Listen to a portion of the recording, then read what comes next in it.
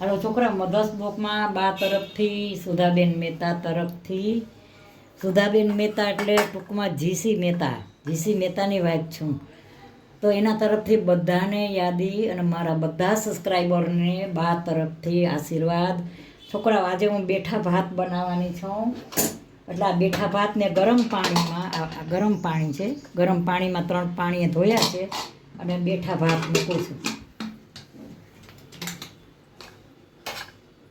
હવે આ બેઠા ભાત અહીંયા મૂકું છું ગેસ ઉપર, બીજા ગેસે.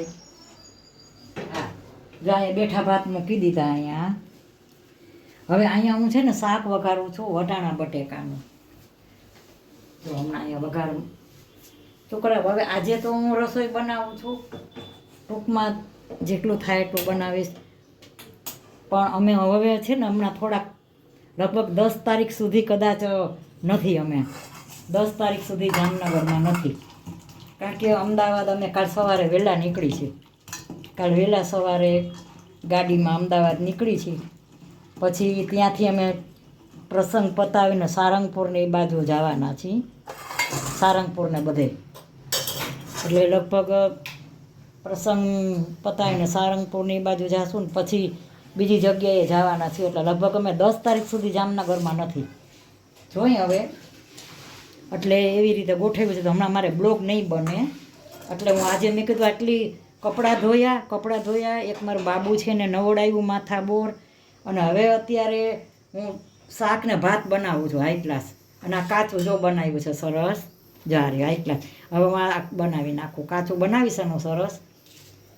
એટલે મારા ભત્રીજા છે ને, હું તમને કહેતી હતી ને, મેરેજ છે 3, 4, 5, 3 દિવસ રિસોર્ટ રોક્યો છે બોપલમાં, ત્યાં અમે જાય છીએ. અને આજે હું બ્લોગ બનાવું છું મારો.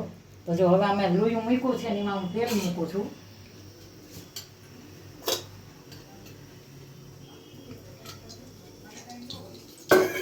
તેલ મૂકી દઉં, કાઢવું પડશે. એટલે હમણાં છે ને અઠવાડિયું તો છે જ નહીં અમે.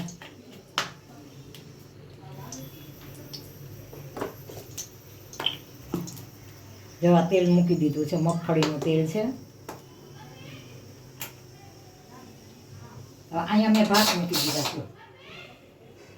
કાલે પાછા હું ખરીદી કરવા ગયા હતા, બહુ થાકી ગયા છે. ખરીદી કરવા ગયા, મોલમાં ગયા. પછી જમવાનું તો બહારથી આવ્યું હતું, પણ અત્યારે પછી થોડુંક જમવાનું બની ગયું છે ને થોડુંક હું બનાવું છું. કારણ કે બહુ પછી આ બધું બતાવું તો મારો સમય વધી જાય છે. એટલે હું આટલું ટૂંકમાં જ બતાવું છું અત્યારે. એટલે આ તેલ મૂકી દીધું છે. વઘાર આવી ગયો છે.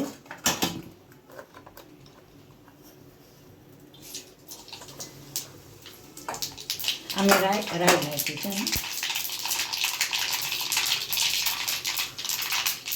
નકરે આજને જીરું નથી મૂક્યું, રાઈ છે અને સૂકા મરચાં છે. આ સૂકા મરચાં.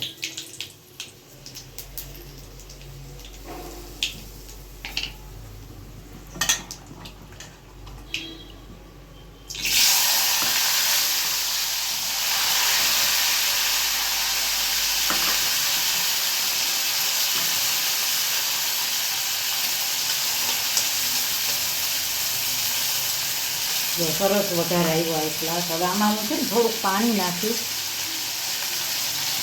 નકર હું છે પાણી ન નાખું તો વઘાર થોડો તમારો દાજી જાય.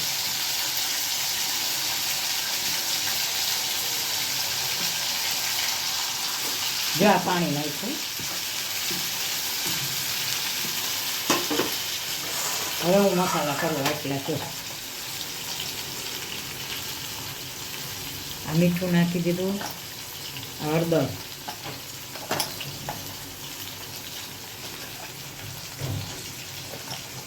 હળવેડના ધાણા જીરું.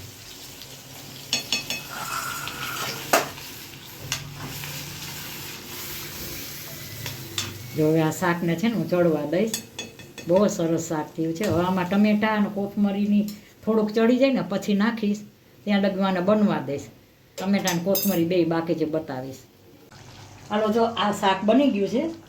હવે આમાં ટમેટા અને કોથમરીને સરસ નાખ્યું. જો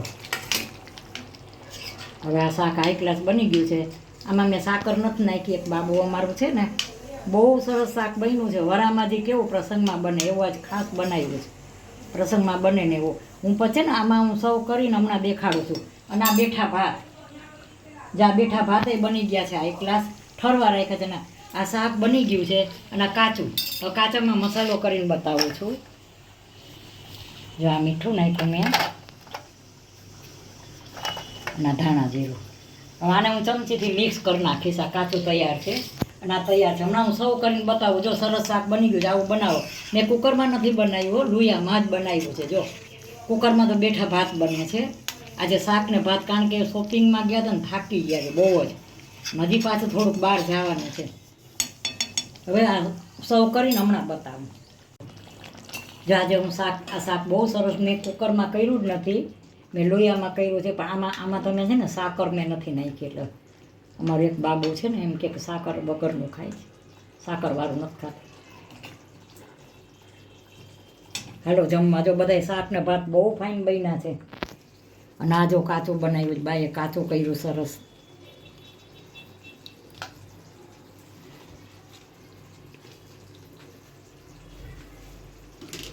જો આજે